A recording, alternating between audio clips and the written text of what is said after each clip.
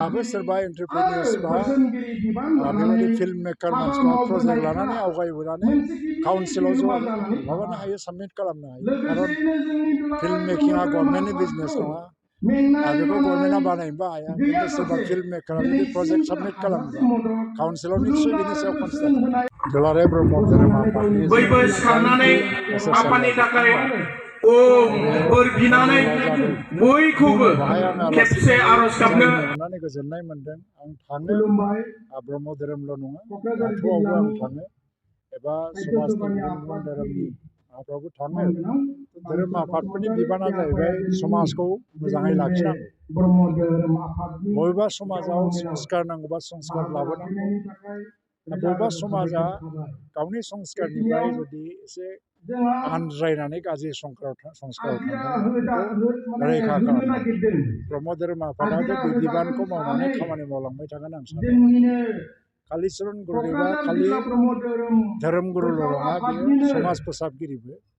आरो बर'नि गेजेराव सोलोंथाइ बिथिङाव जि मोनसे सोमावसारनाय बा जावरिखांनाय लाबोदों बै समाव, जे बे सोलोंथाइनि जि रिफर्म बेखौ बियो लाबोआमोनबा बर'फोरनि गेजेराव दाबो लेखा गोरों मानसिया एसेबां ओंखारनाय नङा आरो जोंनि समाजा एसेबां दावगानाय नङा। फार्स्टिं पलिटिकेल एवारनेस, जे ट्राइबेलफोरनो रिजार्भेसन नांगौ, सेपारेट इलेक्टरेट नांगौ, बे बाथ्राफोरखौ गुरुदेब कालिचरन ब्रह्मआनो माखासे मानसिफोरखौ लोगोआव लानानै साइमन कमिसनाव थिखांबोजेनदोंमोन।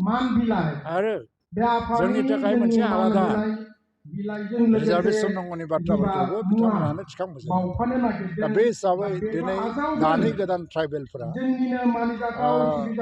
बर'ल' नङा, गुबुन ट्राइबेलफ्रा जिखिनि सा सुबिदा मोनबाय थादों दा, बेयो बिथांमोननिनो मावनाय, गुरुदेब कालिचरन ब्रह्मनिनो मावनाय। बे आसामाव आसामनि थाखाय बिराद गिदिर मोनसे कन्ट्रिबिउसन होलांदों। बे जाबाय बै समाव बै ओनसोलनि जमिदारफोरा, बे जमिदारफोरा बे आनडिभाइडेड गवालपारा जिल्लाखौ माने दानि बांलादेशजों सरजाबनायनि मोनसे प्रप'जाल लाबोदों, आसामाव थाया होननानै। आरो बै समनि जमिदारफ्रा नाथाय बे बाथ्राखौ गिबि प्रटेस्ट खालामजेनदोंमोन कालिचरन गुरुदेबआ आरो साइमन कमिसनाव।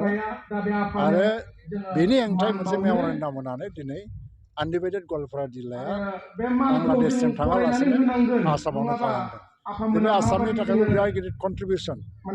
आरो बै समाव बावहाय बर' मानसिफ्रा बांला मिडियामजों शिक्षा लायोमोन। दा बर'आथ' बे समाव लेंगुवेजआ बेबायदि एसेबां डेभेलपबो नङामोन।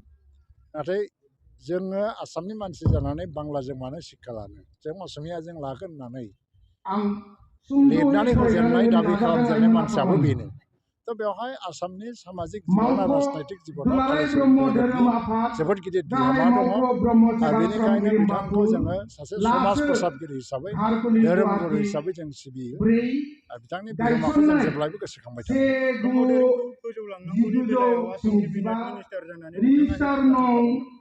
ब्रह्म धोरोमा फोजौलांनो थाखाय गभर्नमेन्टआ बिनि थाखाय आसनि लाया। गभर्नमेन्टआ ब्रह्म धोरोमारिफ्रानो आसनि लानांगोन। खारन धोरोमनि जौगानाया न' बांजों नङा, बेखौ मानसिफोरनि गेजेराव बिनि गोहोमखौ फोसाबनाय।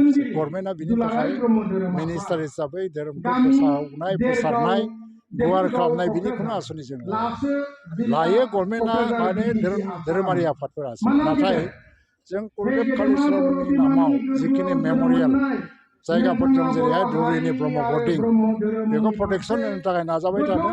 आरो मोनसे प्रजेक्टबो मुभ खालामगासिनो दं, दासिमबो फाइनाल सेंसन जाथ'वाखै। आरो पर्बतझरानि गुरुदेबनि धाम, लोगोसे गुरुदेबनि नामाव जोङो माखासे अनुष्ठानफोर लाबोनो हायो नामा। नाथाय मोनसे धोरोमाव सोलोंसाफोर एबा फल'वारफोर बांनाय बाङैया बे धोरोमनि प्रभाब एबा इनफ्लुयेन्सनि सायाव सोनारो। आगुनि दैदेनगिरिफोरा बुंबोबाय थादोंमोन, जोंहा बर' हारिनि सायाव गुरुदेब कालिचरन ब्रह्मनि सायाव बिथांमोननि